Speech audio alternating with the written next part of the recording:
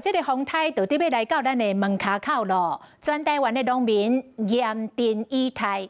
趁着早起好天氣，嘉義東石的蚵仔農透早就出海，把這個蚵仔病拖轉去港口避風頭。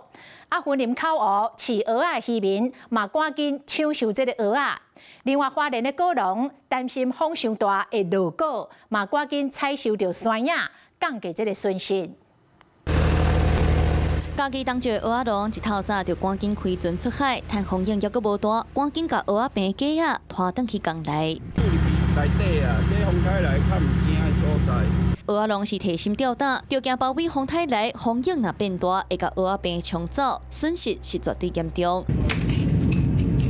另外，雲林口湖嘛是蚵仔的產地，蚵仔是大粒個肥，攏是漁民的心血。一透早趁好天，趕緊來採收。漁民提工具無用咧烏蚵仔，雙手是攏無停。風颱個。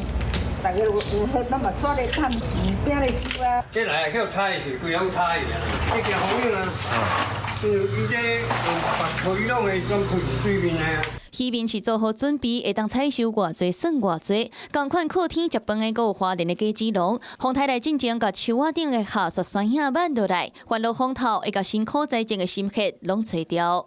就是風大的時候，整個樹倒下，那是比較恐怖的，可以用柱子把它綁起來嘛，把它頂着嘛，頂着三個角這樣子。但是這個工程浩大。農民感嘆，這禮拜這個下雪山影早起台北買，收超過100張的訂單，真無簡單，閣開始有買起，所拄着風颱要來，敢若會當趕佇咧風雨進前採收，降低損失。